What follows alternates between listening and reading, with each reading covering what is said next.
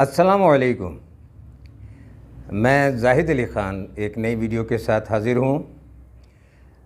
आज का मौजू बरतानिया में होने वाले हालिया इलेक्शन और उसमें बरतानिया की 200 साल जमहूरी तारीख़ के अंदर पहली मर्तबा इंडियन ओरिजिन किसी सियासतदान का बरतानिया का वज़ीर आज़म बन जाना है। ये एक बहुत बड़ी ख़बर है और यकीनन इसके हवाले से गुफ्तगू जो है वो ज़रूरी थी कि मज़बूत जमहूरी ममालिक के अंदर माशरे किस तरह सोचते हैं, इज्तिमाई सोच वहाँ पर क्या होती है। ऋषि सुनाक जो हैं वो बरतानिया के नए वज़ीर आज़म मुंतखब हो गए हैं। न सिर्फ 200 साल तारीख़ के अंदर ये पहले गैर मुल्की ओरिजिन रखने वाले सियासतदान हैं, बल्कि 42 साल ऋषि सुनाक जो हैं बरतानवी जमहूरी तारीख़ के सबसे कम उम्र तरीन वज़ीर आज़म बनने का एज़ाज़ भी हासिल कर गए हैं। ऋषि सुनाक कंज़र्वेटिव पार्टी के एक मुतहर्रिक MP हैं और काफ़ी सालों से वो बरतानिया की सियासत में अहम किरदार अदा कर रहे हैं। दूसरी मरतबा उन्होंने वज़ारत उज़्मा का इलेक्शन लड़ा और दूसरी मरतबा वो ये ओहदा हासिल करने में कामयाब हो गए। ऋषि सुनाक के हवाले से बरतानवी मीडिया में जो कुछ इत्तलात शाये होती रही हैं, उनके मुताबिक जब ये पहली मरतबा साबिक़ वज़ीर आज़म जिन्होंने कुछ दिन पहले ही इस्तीफ़ा दिया था, लिज़ ट्रस, उनके ख़िलाफ़ इलेक्शन लड़ा, तो तब इनकी लॉयल्टी जो है टुवर्ड्स ब्रिटेन्स पीपल उसे मीडिया ने और बरतानिया के मुख्तलिफ़ तबक़ात ने जो है शक की नज़र से देखा कि एक शख्स जो बुनियादी तौर पर अंग्रेज़ नहीं है, क्या वो इस मुल्क के साथ उसी वफ़ादारी के सतह को बरकरार रख सकेगा जो कोई एक बरतानवी रख सकता है। दूसरा, ऋषि सुनाक जो हैं वो मज़हब की तरफ उनका झुकाव बहुत ज़्यादा है। उन्होंने दौराने कैंपेन जो है एक जुमला कहा था मज़हबी रुझानात के हवाले से कि मैं गौरवशाली हिंदू हूँ और यही मेरा धर्म है। ये जुमला भी जो है नापसंद किया गया था और इस पर बरतानवी मीडिया ने समाजी सतह पर होने वाली बेचैनी और इसके रद्द-ए-अमल के हवाले से काफ़ी कुछ छापा था। बहरहाल इस तमाम पस मंज़र के बाद हकीकत ये है कि ऋषि सुनाक बरतानिया के कम उम्र तरीन वज़ीर आज़म बनने में कामयाब हो गए हैं और अब वो नए वज़ीर आज़म हैं। बरतानिया के अंदर गुज़श्ता 6 साल से पॉलिटिकल क्राइसिस चल रहा है और इन 6 सालों के अंदर ये 5वें वज़ीर आज़म हैं। डेविड कैमरॉन के इस्तीफ़े से जो बात शुरू हुई तो डेविड कैमरॉन ने अपनी मुद्दत पूरी नहीं की, उसके बाद थेरेसा मे आई तो वो भी अपनी मुद्दत पूरी नहीं कर सकें। उसके बाद बोरिस जॉनसन आए, उन्होंने भी इस्तीफ़ा दिया। उसके बाद लिज़ ट्रस आई और वो तो बरतानवी तारीख़ की सबसे कम अरसे वज़ीर आज़म रहने वाली ख़ातून बनने का एज़ाज़ भी हासिल करके मुस्ताफ़ी हो गई। लिज़ ट्रस के बाद ऋषि सुनाक जो है इन 6 सालों में 5वें वज़ीर आज़म मुंतखब हुए हैं। अगर इस तारीख़ का थोड़ा सा अगर हम जायज़ा लें तो बोरिस जॉनसन जो हैं जुलाई 2019 में 7 जुलाई 2019 को ग़ालिबन उन्होंने जो है वज़ारत उज़्मा का ओहदा संभाला था और उनके दौर में ही जो है वो कोरोना पैंडेमिक जो है वो शुरू हो गया था। अब बोरिस जॉनसन के ऊपर कई तरह के संगीन इल्ज़ामात लगते रहे। उन पे 2 बड़े इल्ज़ामात तो ये थे कि उन्होंने अपने 2 साथियों 2 MPs जिनमें से एक जिनसी मामले में और दूसरा माली बदनवानी में जो है उस पर इल्ज़ाम था, उनको बचाने की कोशिश की थी। दूसरा उनके ऊपर जो सबसे बड़ा इल्ज़ाम था वो कोरोना पैंडेमिक के दौरान जो है उसके SOPs तोड़ने पर था। जिस वक्त सख्त तरीन SOPs चल रहे थे, कोरोना के आइसोलेशन चल रही थी, तो उस वक्त जो है जो बोरिस जॉनसन हैं, उन्होंने अपने घर में दोस्तों को बुलाकर बहुत महफ़िलें सजाईं और जो है उन्होंने अपनी सालगिरह की तकरीब भी बहुत धूमधाम से की थी। ये सब चीज़ें जो हैं आवाम में जो है वो पसंद नहीं की गई। फिर जब ये पेंडेमिक का मरहला ख़त्म हुआ और रूस यूक्रेन की जंग शुरू हुई, तो पेट्रोल की कीमतें जो हैं वो बढ़ गई। और आप जानते हैं कि जब पेट्रोल की कीमत बढ़ती है तो फिर कॉस्ट ऑफ लिविंग भी बढ़ जाती है, हर चीज़ की कीमत बढ़ जाती है। और आवाम की ज़रूरियात की अशिया जो हैं, जो यानी जिन्हें हम अशिया खुरोनोश कहते हैं, उनके निर्खों में इजाफ़ा होना शुरू हो जाता है। और यही कुछ बरतानिया के अंदर हुआ।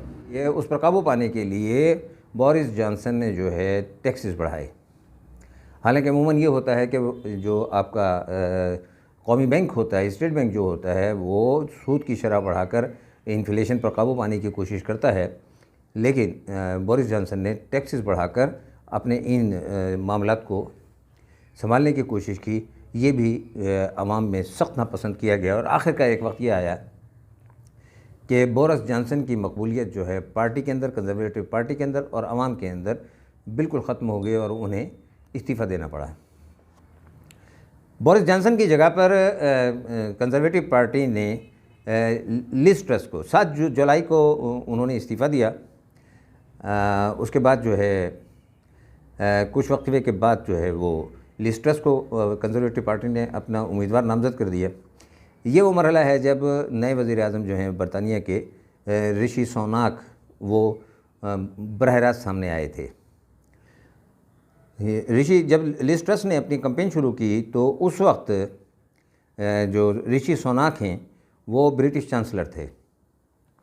उन्होंने अपने इस ओहदे से इस्तीफ़ा दिया और ख़ुद को प्राइम मिनिस्टर के ओहदे के लिए पेश कर दिया। ये अमल जब हुआ तो कंजर्वेटिव पार्टी के अंदर भी इसे पसंद नहीं किया गया और आवाम के अंदर भी इसे अच्छी नज़र से नहीं देखा गया।